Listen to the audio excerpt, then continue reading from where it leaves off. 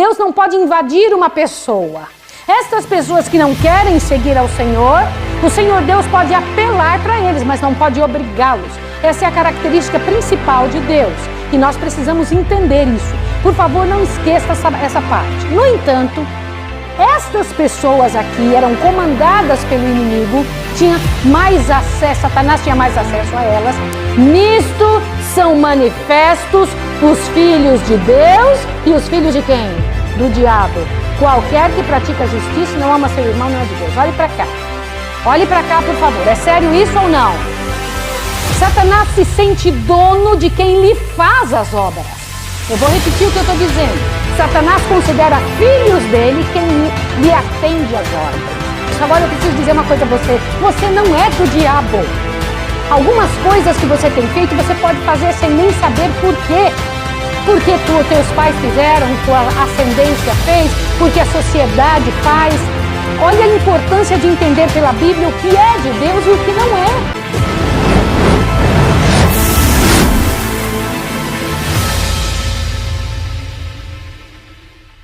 Mas entre o ano 1 e o ano 130, nós temos a história de Caim, nós temos a história de Abel. A história desses dois filhos, eu vou colocar aqui em letra verde, tá? Abel, tá bom? Que é aquele filho de Adão que ficou do lado do assim, lembra disso? Assim diz quem? O Senhor. Era um povo que era considerados, por isso, filhos de Deus. Por que eles eram considerados filhos de Deus? Porque seguiam, eu vou colocar em vermelho, algo muito importante, seguiam o Cordeiro, certo? A diferença entre um grupo e outro, este era um grupo pecador. O grupo de Caim, o mundo se dividiu entre dois grupos, o mundo de Caim eram chamados filhos dos homens. Por quê? Porque eles seguiam assim, eu penso. Eles seguiam sua própria cabeça, seguiam sua própria imaginação, seguiam sua ideia, compreende? Este tempo, os filhos de Caim foram crescendo sobre a terra, assim como os filhos de Sete. Ontem eu mostrei para vocês, se você não viu o material de ontem, é bom que você acompanhe para que você compreenda a linha de raciocínio da Bíblia. O que a Bíblia está tentando nos ensinar? Porque deixou escrito alguns detalhes e outros não se importou tanto. Após Sete, ou após o nascimento de Sete, nós temos aí uma linhagem de gente muito grande, gigantes sobre a terra, gigantes em intelecto, em sabedoria. A terra era muito diferente de agora, preste atenção que você vai entender. Gigantes haviam também entre a família de Caim, gigantes em intelecto, capacidades tremendas. Eles não eram bobinhos que ficavam tentando imaginar o que estava acontecendo. Não existe nem como explicar a capacidade dos homens daquela época. Ninguém hoje, os mais eruditos que temos hoje, não se igualam em praticamente nada ao que estes homens foram nesta época. Eles ainda guardavam da semente de Deus e principalmente uma coisa que eu vou lhe dizer, aquela seiva da árvore da vida que Adão havia comido, ainda estava neles, eram homens altos, fortes, capazes, gigantes em intelecto, como eu acabei de dizer. No entanto, o Senhor Deus pediu que esses dois grupos não se envolvessem, não se misturassem, porque neste grupo você precisa entender uma coisa muito séria. Quem comandava esse grupo aqui? Quem comandava? Deus. Quem comandava este grupo? Agora presta atenção. Esta parte você precisa entender com uma seriedade muito grande. Por favor, em nome de Deus, pare tudo o que estiver fazendo para que isso não passe da sua cabeça agora. Satanás, o maior desejo dele no céu sempre foi ter o que Deus tinha ou o que Deus tem. Satanás, ele luta para que ele possa ter ou parecer-se com Deus ou receber glórias e honras igual a Deus. Ele no céu via que Deus tinha anjos. Qual era a tentativa dele e o desejo dele? Ter? E ele conseguiu 1/3 dos anjos do céu. Deus era dono dos mundos e ele agora era dono de um mundo. Qual mundo? E por que ele era dono da terra? Porque Adão entregou na mão dele. E quando Jesus vem com o cordeiro, Jesus toma de volta, sim ou não? Sim. Tomou de volta da mão de Satanás o mundo. Mas não pode tomar aqueles que querem seguir a Satanás porque tem vontade própria, porque tem livre arbítrio, decisão. Compreenderam isso? Deus não pode invadir uma pessoa. Estas pessoas que não querem seguir ao Senhor, o Senhor Deus pode apelar para eles, mas não pode obrigá-los. Essa é a característica principal de Deus. E nós precisamos entender isso. Por favor, não esqueça essa parte. No entanto, estas pessoas aqui eram comandadas pelo inimigo, tinha mais acesso, Satanás tinha mais acesso a elas, e tudo que Deus tinha, ele tinha vontade. Deus tinha anjos, ele tinha anjos. Deus tinha mundos, ele tinha mundos. Agora se assusta.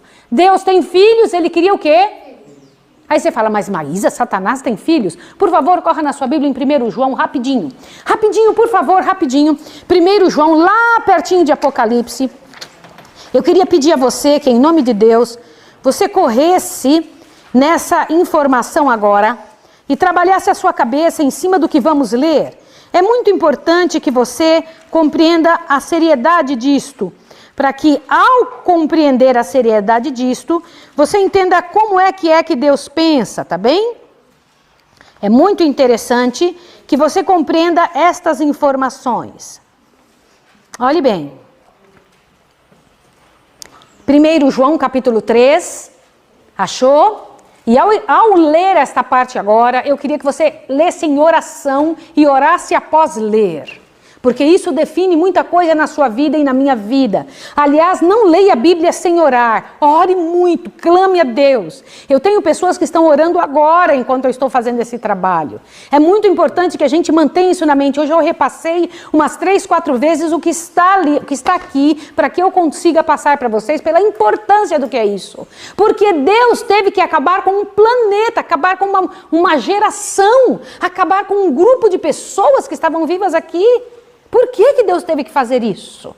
Essa obra estranha, isso é muito interessante que você entenda. Dá uma olhada aqui o que o Senhor Deus diz a partir do verso 4. Qualquer que pratica o pecado também transgrida a lei, porque o pecado é a transgressão da lei. Verso 5. E bem sabeis que ele se manifestou para tirar os nossos pecados, e nele não há pecado. O que é pecado?